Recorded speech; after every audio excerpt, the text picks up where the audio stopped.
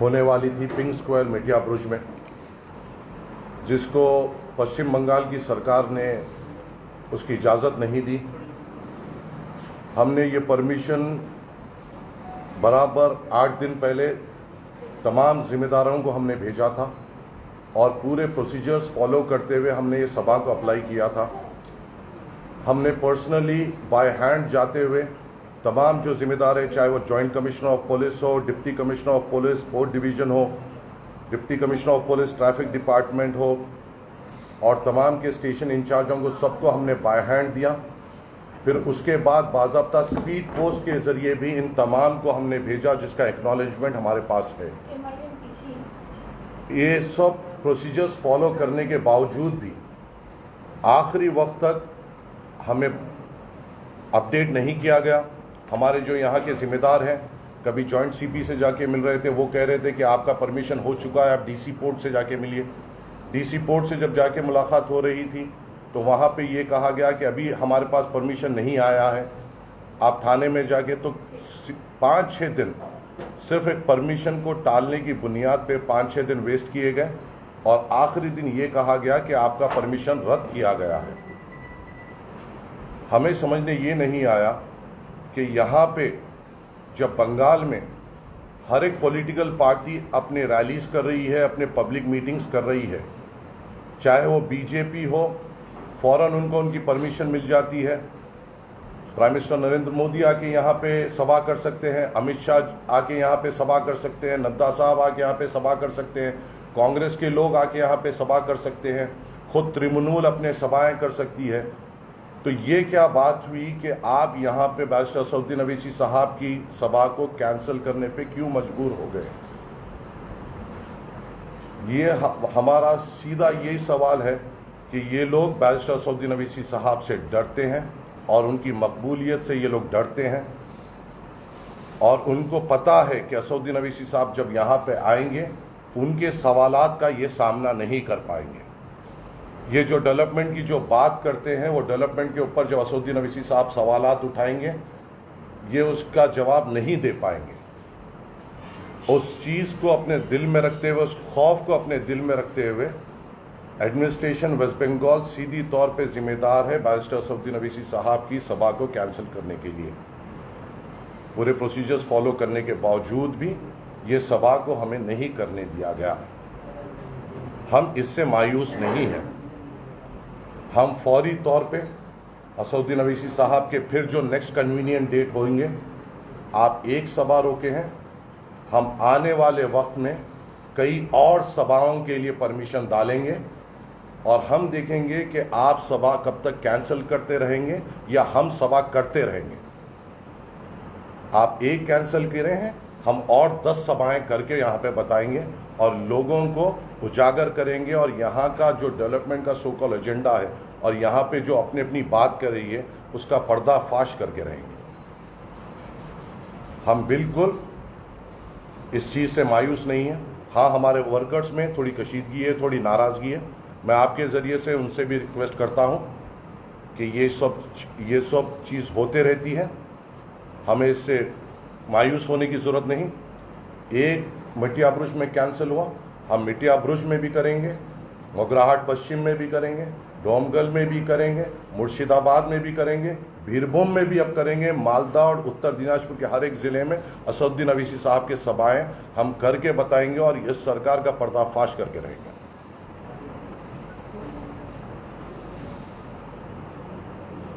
कुछ अगर आपके सवालात हैं तो बोलिए प्लीज सर। मैं पूछना चाहता हूँ कि आज ही जेपी नड्डा जी कलकत्ता में हैं, बहुत सी रैलियां करेंगे और आप लोगों का मतलब जो प्रोग्राम था वो हो नहीं पाया है। क्या बताना चाहेंगे कि उन लोगों को तो बहुत बड़े नेता हैं, अवैसी साहब भी बहुत बड़े नेता हैं, दोनों में इतना मतभेद क्यों है? मतभेद नहीं है, नहीं, गवर्नमेंट की तरफ से ए टीम ने बी टीम को परमिशन दिया और जो अवाम की जो टीम है उनको परमिशन नहीं दिया। मकसद है कि वही तो दिख रहा है, बीजेपी को इजाजत है तो दोस्त को इजाजत दे रहा है और जो अवाम का है उसको इजाजत नहीं मिल रही है। देखिए, तृणमूल भी ये इल्जाम लगाती है कि अवैसी जो वो बी टीम के के साथ काम कर रहे हैं, वो बीजेपी के भी टीम है। अवैसी क्या कहना चाहेंगे? अवैसी साहब हक बोलने वाले लीडर हैं और उनके हक बोई की वजह से ये लोग डरते हैं। ये जानते हैं जब अवैसी साहब बोलते हैं, याद रखिए कि अब्बास सिद्दीकी साहब से खुद असदुद्दीन अवैसी साहब मिले थे और असदुद्दीन अवैसी साहब जैसी शख्सियत ने फुरपुरा शरीफ के जैसे पाक दरबार में बैठकर ये कहा था कि हम अब्बास सिद्दीकी साहब के साथ चलेंगे, और जब उस मुकामात पे कुछ वादा होता है वो हमेशा रहता है। अभी भी है या नहीं है, मतलब अभी तो कुछ दिखाई नहीं दे रहा, आप लोग अपना मीटिंग भी नहीं कर रहे हैं, क्योंकि अब्बास सिद्दीकी साहब भी दूसरे सीपीएम से लेफ्ट से कांग्रेस से अलर्ट का बात कर रहे हैं। अब्बास सिद्दीकी साहब हर प्लेटफॉर्म पे मजलिस की तायद कर रहे हैं। हाजी साहब, अगर अब्बास सिद्दीकी साहब आपको साथ छोड़ दिया जाए तो आप किसी पॉलिटिकल पार्टी के साथ गठबंधन में शामिल हो जाएंगे? अब्बास सिद्दीकी साहब साथ छोड़ना या नहीं छोड़ने की बात अभी नहीं हुई है। अब्बास सिद्दीकी साहब से पूरे तौर पर राब्ते में हैं। आगे देखिए, हम तो यहाँ पर इलेक्शन लड़ने आए हैं और हम इलेक्शन लड़ेंगे। हाल ही में अब्बास सिद्दीकी ने कलकत्ता में प्रोग्राम किया, उनको परमिशन मिला है लेकिन आपको परमिशन नहीं मिला। और अब्बास सिद्दीकी की प्रोग्राम जो कलकत्ता में हुआ था उसमें इंटर का स्टेट या EMI का कोई भी लीडर नहीं, इसमें क्या जाएगा? अब्बास सिद्दीकी साहब के जितने भी प्रोग्राम हो रहे हैं, तकरीबन जो कल की एक रैली हुई थी वो अच्छी कामयाब रैली थी। देखिए, प्रोग्राम में रहना या नहीं रहना, अब्बास सिद्दीकी साहब और असदुद्दीन अवैसी साहब एक साथ जुड़े हुए हैं और बातचीत आगे बढ़ रही है और हमें पूरा यकीन है अब्बास सिद्दीकी साहब पे और उनकी बात पे और उनकी कल के बयान पे, जिस पे उन्होंने खुली तौर पे ये कहा कि जहाँ पे भी अवैसी साहब के उम्मीदवार रहेंगे वहाँ पे वो खुल के समर्थन करेंगे। आप लोग इलेक्शन में फाइट करने वाले, लेकिन अभी तक आपका कोई स्टेट कमेटी नहीं बना। क्या बोले आप? स्टेट कमेटी अब तक नहीं बन पाई। हमारे पूरे लोग जो है वो ज़मीनी सतह पे काम कर रहे हैं। पोलिंग बूथ लेवल कमिटीज़ जो इलेक्शन के लिए ज़रूरी होती है, मजलिस उस पर काम करती है। आप आसमान में देखते हैं, हमने बिहार में ज़मीन पे काम करते हुए सीटें निकाल ली, और तो मजलिस भी वैसी जमात है जो आसमान की तरफ नहीं, ज़मीन पे जो ज़रूरत है इलेक्शन लड़ने के लिए जो मशीनरी की, उस पे हम लोग मजबूत हैं, जो आपको दिखाई नहीं दे रही, और ये इलेक्शन के नतीजे के बाद आपको समझने भी आ जाएगा। अच्छा, मध्य बंगाल के एक खास तबका जो है वो अभी अवैसी साहब को सपोर्ट कर रही है, और दूसरा तबका जो ये कह रही है कि अभी अवैसी साहब का आने का मकसद यह है कि यहाँ मुस्लिम वोटर को मंतशर किया जाए और बीजेपी को मजबूत किया जाए। तो ऐसे में क्या कहना चाहिए ऐसे अब जरूरत के नाते बंगाल किया? सर, हमको एक पॉलिटिकल पार्टी है, हर पॉलिटिकल पार्टी के कोई हक में बात करता है, कोई खिलाफ में बात करता है। इसका मतलब ये नहीं होता है कि वो पॉलिटिकल पार्टी का कोई वजूद नहीं है। मजलिस का क्या वजूद है आप बेहतर जानते हैं, क्योंकि आप लोग काबिल रिपोर्टर हैं। आपको मालूम है ज़मीनी सतह पे अवैसी साहब की क्या पकड़ है और उनकी मान्यता क्या है। तो कोई बोलने या नहीं बोलने से, कोई चाहने या नहीं चाहने से पॉलिटिकल पार्टी आगे नहीं बढ़ती। पॉलिटिकल पार्टी अपनी आइडियोलॉजी को लेके, अपनी बात को लेकर आगे बढ़ती है, और जो आवाम साथ है वो आपके सामने आ जाएंगे। आप बंगाल में कितने सीट की कैंडिडेट दे रहे हैं? ये वक्त आए जब आपके सामने खुद प्रेसिडेंट ऑल इंडिया मजलिस इत्तेहादुल मुस्लिमीन बैरिस्टर असदुद्दीन अवैसी साहब आपके सामने रखेंगे। ये भी कहा बहुत पार्टी है, मतलब welfare party of India, NCPI, इन लोगों के साथ आप लोग क्यों बैलेंस क्यों नहीं करते? वो लोग भी बहुत दिन से जो माइंड दे दिया उसमें काम कर रहे हैं। अलायंस में जाएंगे, कुछ अलायंस अब तो रहे हैं यहाँ। हमारी बातचीत हर किसी से चल रही है, हमारी बातचीत हर कोई वो पार्टी से बात करने भी हम तैयार हैं जो बीजेपी को रोकने की बात करती है। हमारे दरवाजे हर किसी के लिए खुले हैं जो बीजेपी को रोकना चाहते हैं, और हम साथ मिलकर कोशिश करेंगे और कामयाब भी होंगे इनको रोकने में। हाजी साहब, सीपीएम एवं कांग्रेस के लिए क्या बोलना चाहता? हर वक्त आपके अलायंस में लेने के लिए उन लोग तैयार नहीं है, बिल्कुल विरोध करते हैं, क्या बोलना चाहते? देखिए, विरोध तो बिहार में भी हुआ था, मगर हमें किसी ने साथ नहीं दिया, हम अपने अकेले बलबूते पे हमने जीता। महाराष्ट्र में भी हुआ था, अकेले बलबूते पे हमने MLA जीते। बंगाल में भी इनको साबित कर देंगे कि सिर्फ तुम बोलने वाले हो, और हम इंशाल्लाह यहाँ से कामयाबी हासिल कर फिर इनको बताएंगे। एक अलायंस की बात की जा रही है कि लेफ्ट कांग्रेस के साथ अब्बास सिद्दीकी का अलायंस होगा, तो अगर ऐसी सिचुएशन आई, आपने कहा कि एंटी बीजेपी जो पार्टियां होंगी हम उनके साथ जाएंगे, तो ममता भी एंटी बीजेपी है, तो ऐसे भी सिचुएशन है कि ममता के साथ भी एमआईएम का अलायंस होगा, या एमआईएम जितना बीजेपी के खिलाफ लड़ रही है उतना बंगाल में ममता के खिलाफ भी लड़ रही है? हमारे दरवाजे इलेक्शन से पहले हर किसी के लिए खुले हैं। असदुद्दीन अवैसी साहब से कई लोग राब्ते में हैं, कई लोगों से बातचीत भी चल रही है।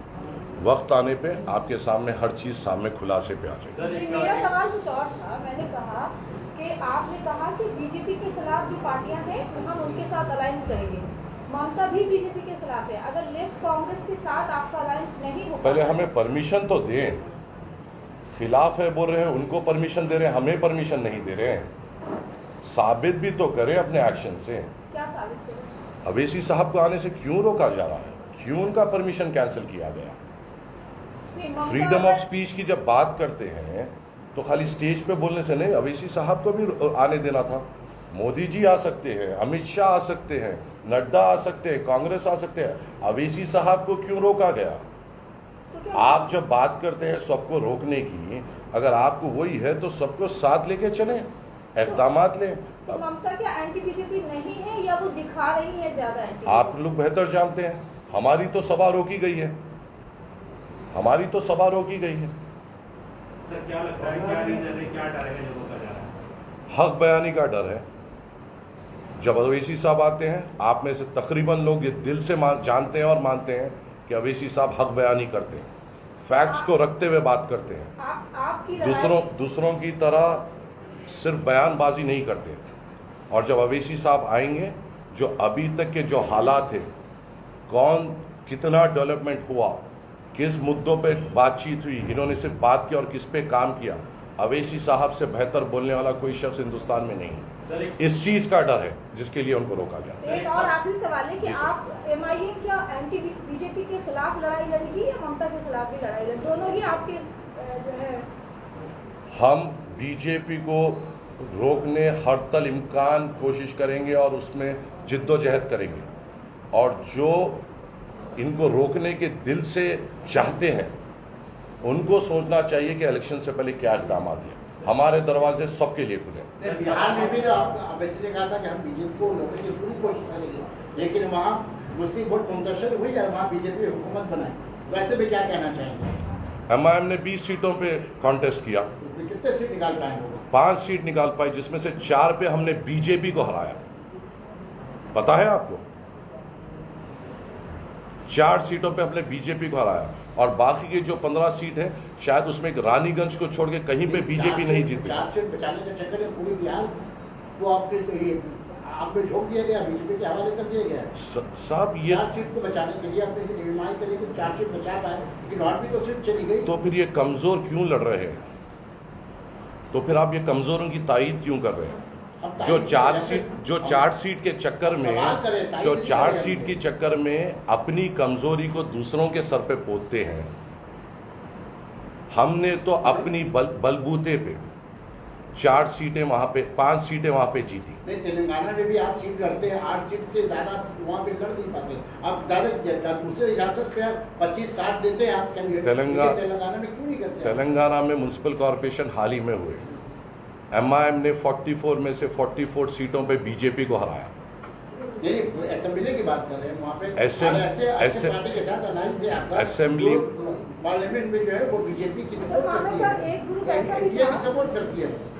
यहाँ की रेलवे, यहाँ के जो चीफ मिनिस्टर थे वो रेलवे मंत्री किस पार्टी के थे, किस अलायंस के थे? तो उस वक्त तो कुछ और अभी ये है। तो जब आप उस वक्त और इस वक्त की है कि अभी फिरका पूरे हिंदुस्तान से फिरका से आजाद करवाना पूरे हिंदुस्तान को, आप फिरका परस्ती के खिलाफ लड़ रहे हैं, आप डेवलपमेंट के खिलाफ लड़ रहे हैं, ये बताइए। एनआरसी और एनपीआर और सीए के खिलाफ वॉकआउट किसने किया था सर?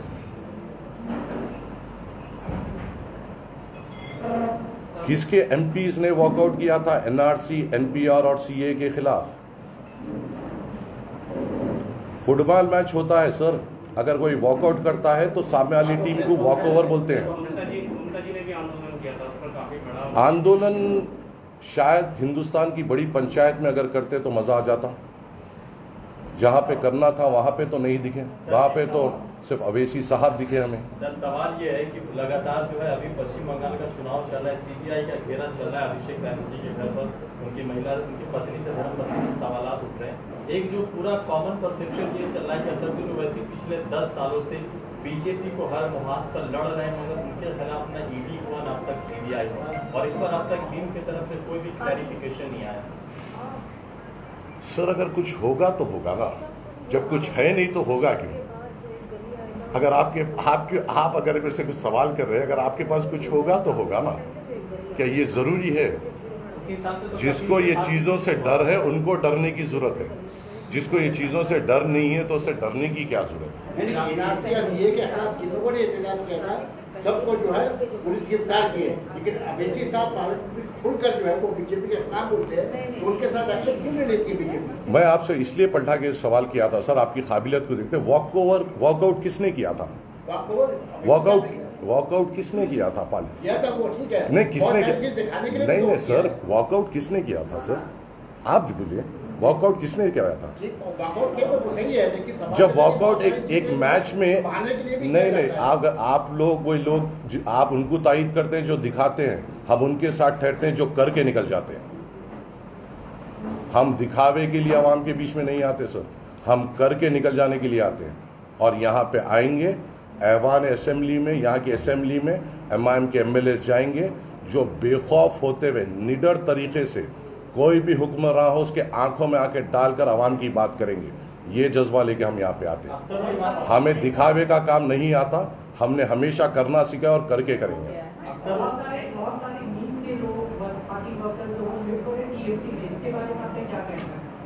सबका अपना ओपिनियन है, सबका अपना अपना ओपिनियन है।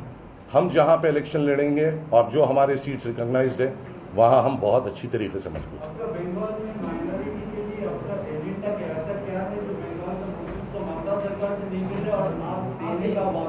अगर आज अवैसी साहब की सभा हो जाती तो आपके सवाल का जवाब मिल जाता, तो आपको इस सवाल के लिए अवैसी साहब के आने का इंतजार करना पड़ेगा। 4 तारीख तक रुक जाइए, अवैसी साहब 4 तारीख को बंगाल आ रहे हैं। नहीं मिलेगी फिर डालेंगे, नहीं मिलेगी फिर डालेंगे, हम हटने वाले नहीं हैं। आपको एक आध दिन में जगह और मुकाम दोनों पता चल जाएगा।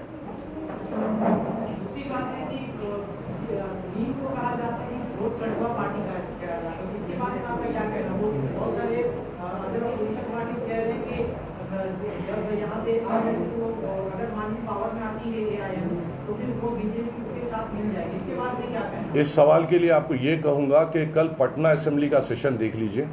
जिन्होंने हमें वोट कटवा कहा वो लोग देख लेंगे कि 5 एमएलएज ने किस तरीके से बिहार के सीएम को ठहरा कर झिझोड़ दिया। हम आवाम की बात करने आ रहे हैं, क्या कोई कहता है क्या कोई बोलता है हमें उससे फ़र्क नहीं पड़ता है। हमारे दिलो दिमाग में आवाम की खिदमत है और आवाम को बेखौफ तरीके से रिप्रेजेंटेशन करने का जज्बा है, और वही जज्बा लेकर हम आगे बढ़ेंगे और कामयाब होंगे। क्या आपको ये भरोसा है कि बंगाल के मुसलमान जो है अवैसी साहब को सपोर्ट करेगी? भरोसा नहीं, यकीन है। और इसके बाद इलेक्शन के बाद आपसे इंशाअल्लाह ताला ये चीज़ दिखेगी।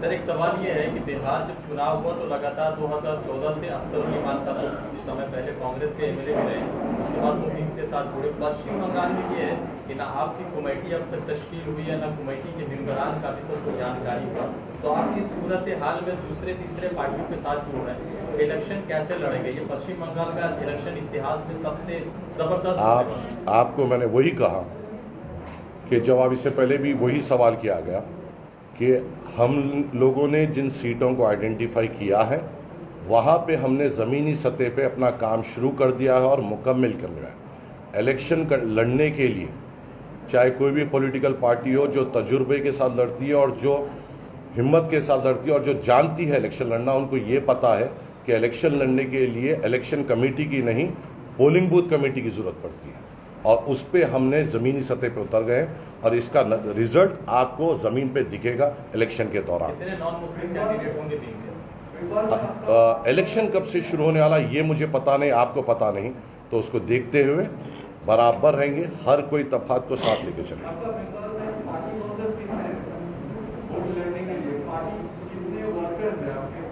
कितने कार्यकर्ता है बंगाल में? सर वो डेटा आपको कोई दूसरी पॉलिटिकल पार्टी देगी जो मेरे से उम्मीद रखते हैं आप?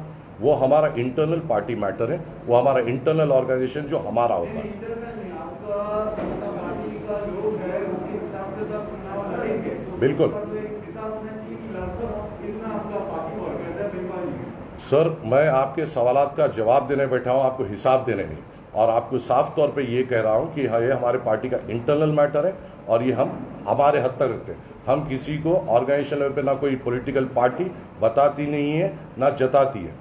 इलेक्शन आएगा, आपको खुद देखेंगे किस तरीके से हम इलेक्शन लड़ेंगे। यही सवालात बिहार में भी हुए थे, पर इलेक्शन के बाद कुछ अलग रुझान आ गए थे। सर ये आपके बंगाल में एमआईएम की कोई कमेटी दिखाई नहीं दे रही है, कोई पोस्ट फोर्स किया हुआ आदमी दिखाई दे रहा है। आप लोगों ने कहा था कि हम जनवरी में कमेटी तस्वीर देंगे, लेकिन अभी तो कोई समझ में नहीं आ रहा। मेरे को ये दिखता है कि आप लोगों की आपस में नाइत्तेफाकी है, क्योंकि तो यही सवाल तीसरी बार मैं जवाब सुन रहा हूँ।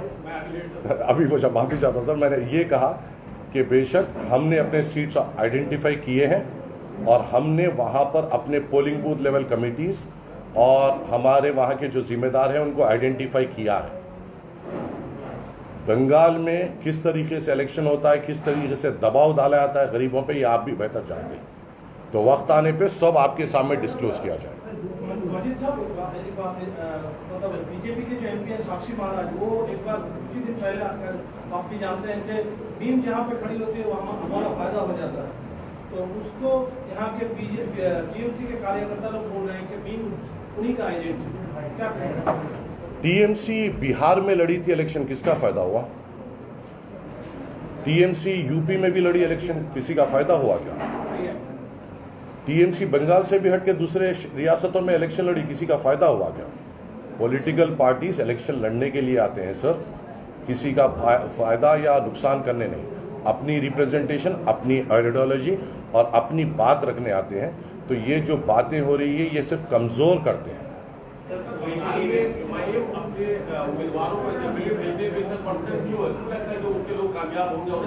क्योंकि हम जमीनी सतह पर मजबूत हैं सर।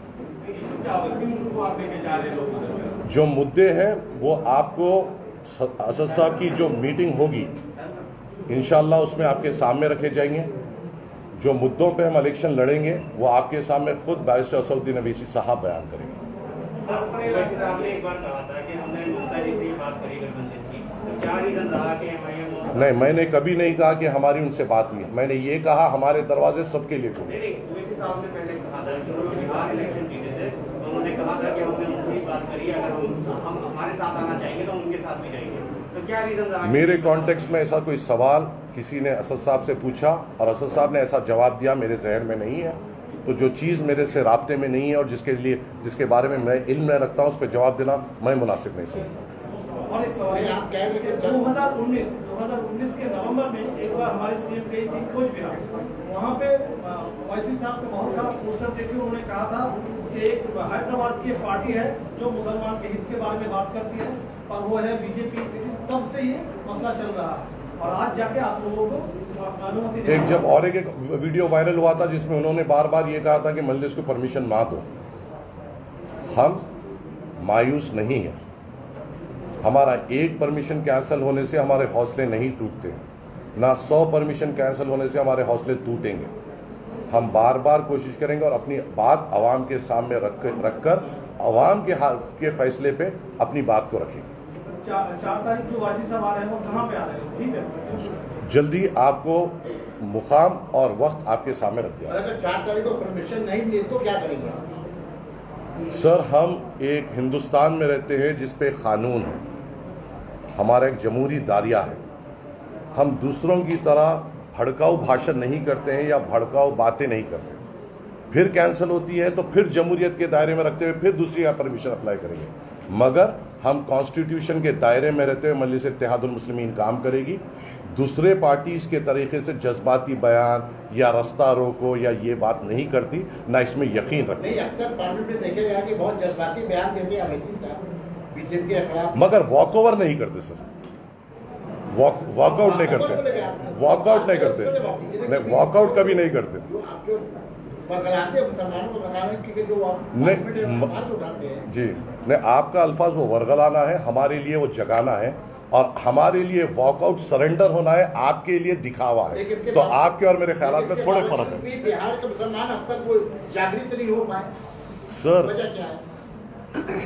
5 मिनट और 10 मिनट के उसमें वक्त के चीफ मिनिस्टर को हमने उठा दिया और 5 मिनट की प्रेस कॉन्फ्रेंस में आपको मजबूर कर दिया कि 10 सवालात कर दें, तो हमारी ताकत अलग है सर, आप छोड़ दीजिए। सर पिछले 70 सालों से लगातार मुसलमान जो है एजुकेशन के ऊपर, उनके जो है रहने सहने के ऊपर सवालात उठ रहे थे, मगर ये अफसोस का मुकाम है कि 70 साल बाद जो है अब चुनाव इस मुद्दे पर लड़ रहा है कि मुसलमानों सुप्रीम कोर्ट में, हाई कोर्ट में कब जाकर मुसलमान बैठेगा या सिर्फ मुसलमान इन मुद्दों पर लड़ेगा कि हमको सिक्योरिटी कौन देगा, बचाएगा कौन।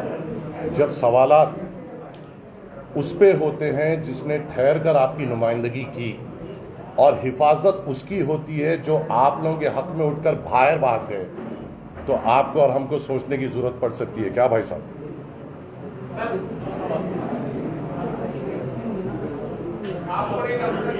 तो जो कमज़ोर अपने आप को समझते हैं, जिसके ये दिखता है कि मजलिस आने से उनको नुकसान हो जाएगा, तो साथ ले ले। किसने रोका? हम हर किसी के लिए दरवाजे हमारे खुले हैं जो बीजेपी को रोकना चाहता है, अब वो उनका फैसला है। जी सर। 17 साल से ये इधर काम कर रहा है, लेकिन 19 साल में जब पार्लियामेंट इलेक्शन हुआ था तब अगर इधर कैंडिडेट दे देता तो हो सकता था बीजेपी, लेकिन उस टाइम में यहाँ पे कैंडिडेट नहीं दिया। अभी पश्चिम बंगाल में सत्ता पे टीएमसी है, बीजेपी नहीं है, फिर भी इधर कैंडिडेट दे रहे हैं। ये अच्छा नहीं करता है कि आप बीजेपी से है, इधर ममता को हराने के लिए है। 19 सीटें किस तरीके से जीत गई बीजेपी? क्या कमजोर थे आपके यहाँ के लोग? किसने हराया, किसको हराया बीजेपी ने? बीजेपी ने 19 सीटें जो यहाँ पे हराई हैं, किसको हराई है? क्या मजलिस थी यहाँ पे? आप जीत नहीं सकते और हमारे पे ब्लेम करते हैं। आपका हराने की ताकत नहीं है और हम पर ब्लेम कर सकते हैं। अपने आप को इंट्रोस्पेक्ट करने की जरूरत है सर, अपने कमजोरियां देखने की जरूरत है। आप कमजोर हैं, इस बयानात से आप अपने आप को जाहिर कर रहे हैं कि हम कमजोर हैं। मजलिस किसी पे इल्जामात नहीं लगाती है, अपने बलबूते पे आगे आती है, लड़ती है, चाहे कुछ भी इल्जामात हो। और ये बेखौफ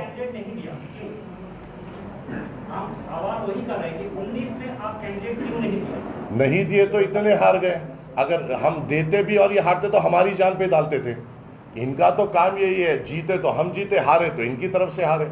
ये तो कमजोरों की निशानी है। दूसरी सवाल, यहाँ पे बहुत सारे जो मुस्लिम लीडर्स हैं, तारीख्स हैं, रिलीजियस लीडर्स हैं, इमाम हैं, वो बहुत सारे बोल रहे हैं कि मीम बीजेपी से जुड़ा हुआ है। मुस्लिम क्लारिक्स बोल रहे हैं, कोई पॉलिटिकल पार्टी नहीं, मुस्लिम रिलीजियस लीडर्स बोल रहे हैं, मुस्लिम इमाम्स बोल रहे हैं। इसमें आपका क्या ख्याल है? आपने जो मोस्टली कहा सर, उसमें से कुछ मोस्टली बोलने आते 100% नहीं होते हैं।